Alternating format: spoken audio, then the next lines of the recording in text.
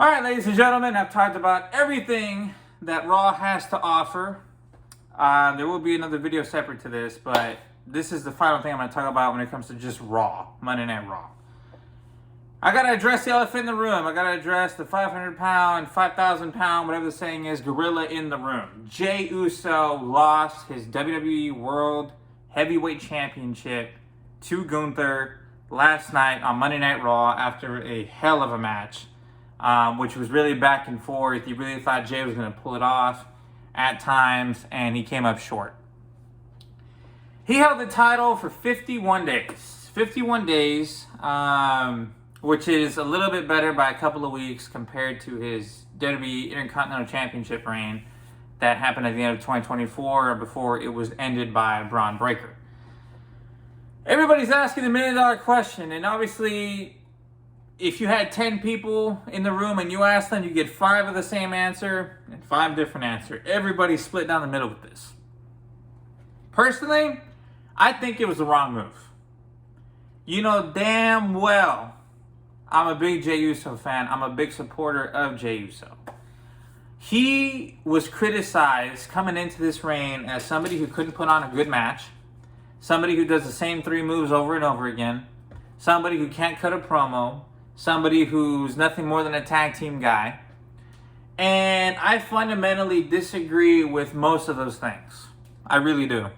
Because if you look at the match he had against Logan Paul, if you look at the match he had against Gunther, if you look at the match that he had against Gunther at WrestleMania, you know what I'm saying? If you look at the match he had against Seth Rollins on Monday Night Raw, you know damn well that his ability to put on a match, a great match, is not to be questioned anymore. It's all about the booking. I've said this a bunch of times. You know what I'm saying? He is capable of putting on great matches, but it's just the way they write him in the match that makes him seem lackluster to the regulars. You know what I'm saying? The not the regulars, but just the general fans. People who aren't into it as much. There's a term for them. The casuals. There you go. And if you know better, you know better. Jey is not the greatest technical wrestler ever. You know what I'm saying? He's not Shawn Michaels. He's not Bret Hart. He's not Chad Gable. He's not Kurt Angle. But he has the capability to put on a solid match. He gets you emotionally invested in the match. You can see the storytelling in the match. It's emotional. You know what I'm saying? And he has legions of fans. He has turned this world championship into something prestigious. Not that it wasn't before, but he either kept it at the same prestigious level or accelerated it, elevated it. You know what I'm saying? He didn't degrade it like a lot of people thought he was going to. And even the people who were happy to see him lose it, they're not even like, oh, he ruined the title. You never heard that once because they know it's BS.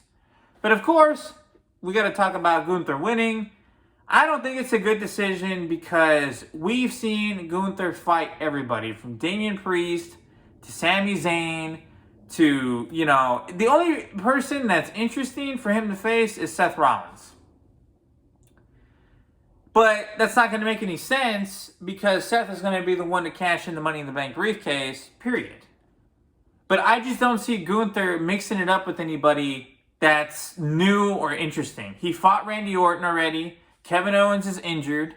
CM Punk is dealing with John Cena. I mean, who in the hell are you really going to get, you know what I'm saying, to fight this man and it be interesting? The only thing I can see is Logan Paul coming out and telling Gunther, hey, you owe me because I screwed up Jay's ribs. So that match you were talking about, let's have that. Everybody's going to want to see Gunther destroy Logan Paul. Okay, and then what? What next?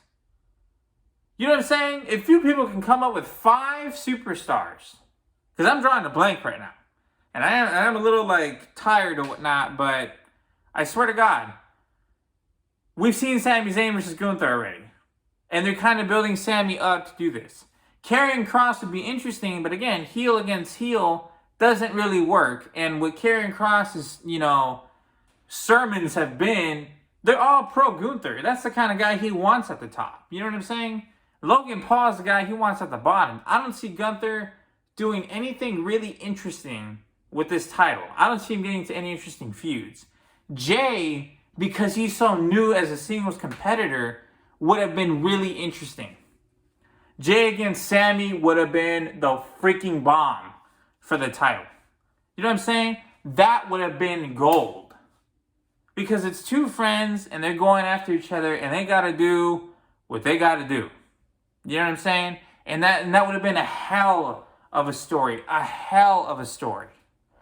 Jey Uso versus John Cena at Survivor Series. You know what I'm saying? Like champion against champion. Good versus evil. That would have been cool. You know what I'm saying? Like, there was some potential there. Maybe he could have had Jimmy go against Jey. Jimmy would have come out of some number one contender spot, whatever, gone against Jey for the title. Like, that would have been cool. Maybe Jey had to defend his title against Roman. You know what I'm saying? Because now the roles are switched. There's so many different directions that he could have gone. You know what I'm saying? With this. Gunther has never been about story. The only thing he has over Jey by miles is his in-ring work.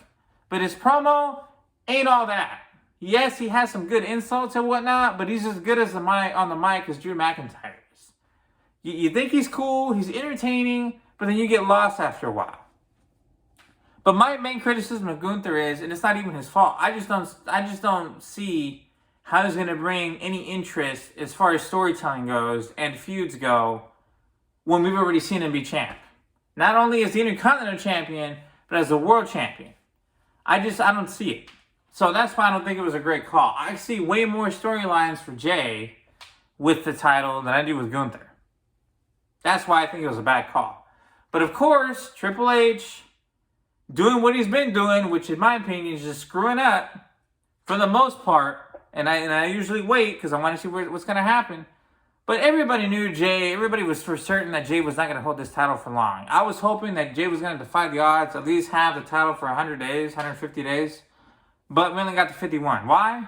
Because he doesn't have the guts to keep Jey going. You know what I'm saying? They listen to these critics. They listen to all these people, these keyboard warriors complaining because they got nothing else to do in their lives.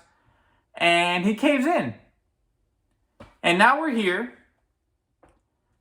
with yet another boring title reign from Gunther. And by the way, those of you that are being called out because you can't make up your minds, I hate Jey. I hate Gunther. Just call it off. You know what I mean? Shut it down. Be quiet because it is what it is. You know what I'm saying? Like, that's why I think it's just, this whole fandom is a mess right now. Like, we really don't know as a whole base where we want to go with this thing. But I will say the fans that are going against Triple H and that have been unsatisfied with the product, that number's growing. And I'm seeing it. Everybody from my little cousin to my friends, they're starting to get bored with this. So, and that's going to be discussed in the Wrong Killings video that I'm going to do next. But yeah, that's what I think about that. I think it was a wrong call, period. Just based from a storytelling perspective, the way the fans react to Jey, I mean, the whole nine. It's just like, seriously. I don't know why they decided to take the title off of him this early. Because none of the criticisms are valid except for his promo work. I'm going to be the first to admit, Jey's not great at the promo. And that's only because I hate the pauses that he takes. I can't stand that. Like, I'm cool if somebody's speaking and they pause for 2 seconds, they're stuttering. Okay, that's normal. But to stop talking for 10 seconds and just completely like pace around like this without saying anything, I can't stand that. Like, that's where I draw the line. He needs to work on that. Other than that, none of the criticisms are valid at all. And people are seeing his work every single week, you know. And what do they decide to do? They decide to hide and try to be different and complain and it's annoying. All these people with just, they just hate everything. You know what I'm saying? And they're the same people that hate on everything in the entertainment industry. Movies, TV shows. Like, these are the people that ruin everything for everybody.